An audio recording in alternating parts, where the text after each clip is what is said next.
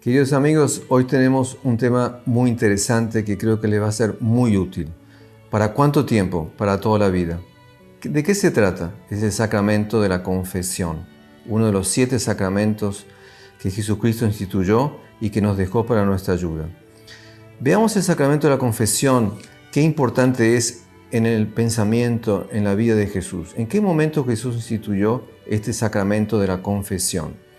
Si agarramos el Evangelio de San Juan, el capítulo 20, ya al final del Evangelio, en el versículo 19, San Juan nos va a narrar en qué momento Jesús instituyó el sacramento de la confesión. ¿Qué momento era? Era el domingo de la resurrección. Entonces Jesús había pasado 3 días en el sepulcro, muerto, después de la peor muerte que se puede imaginar, la muerte en la cruz. Jesús resucita con su cuerpo glorioso, lleno de alegría, lleno de vida. Es en ese sentido el día más feliz de la vida de Jesús. En ese día Jesús se va a acordar de nosotros y se va a acordar de instituir este sacramento de la confesión.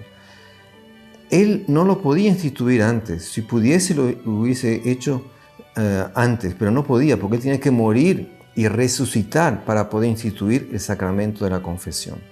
Juan nos dice: al atardecer de aquel día, el primero de la semana, muy interesante, era el primer día de la semana. ¿Y a qué referencia, a qué se refiere esto aquí?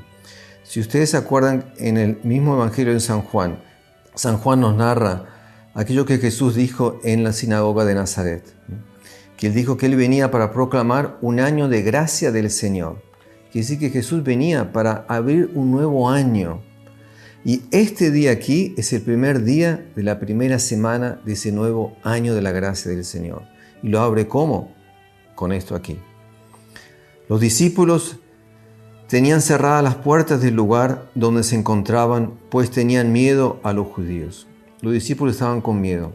Pero ellos tenían 2 miedos. Tenían miedo de los judíos, pero también tenían miedo de Jesús, porque ellos lo habían abandonado a Jesús durante los 3 días de la pasión. Y entonces estaban con miedo de cómo Jesús los iba a recibir. Jesús aparece para ellos en el cenáculo sin abrir la puerta, ¿no? Y les dice: la paz esté con vosotros. Quiere decir que Jesús sabía que ellos estaban con miedo.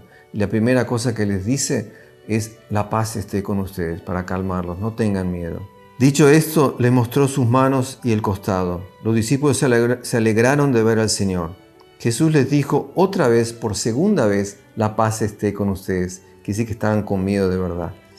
Y se quedaron contentos de ver que Jesús los perdonaba. Fue como que la primera absolución de la historia. Jesús perdona a sus discípulos por haberlo abandonado. Y continúa: como el Padre me envió, también yo os envío. Quiere decir que les iba a dar una misión, los iba a invitar a continuar lo que Él había venido a hacer a la tierra. ¿Y qué es? Les dice: recibid el Espíritu Santo. Ya, Jesús les da el Espíritu Santo, o sea, a Dios mismo. A quienes perdonéis los pecados, les quedarán perdonados, y a quienes se los retengáis, les quedan retenidos. Quiere decir que lo que Jesús en primer lugar le quiere dar a sus discípulos es el poder de perdonar los pecados.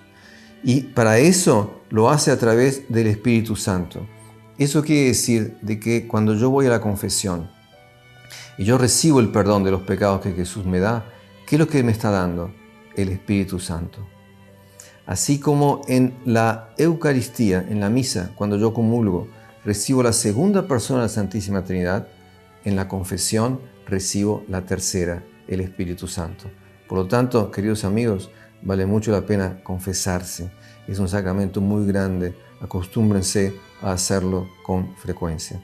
Si ustedes desean continuar viendo programas como este sobre estos temas, suscríbanse a este canal y aprieten la campanita para recibir las notificaciones. Y ahora los dejo con mi bendición. La bendición de Dios Todopoderoso, Padre, Hijo y Espíritu Santo, descienda sobre ustedes y permanezca para siempre. Muchas gracias.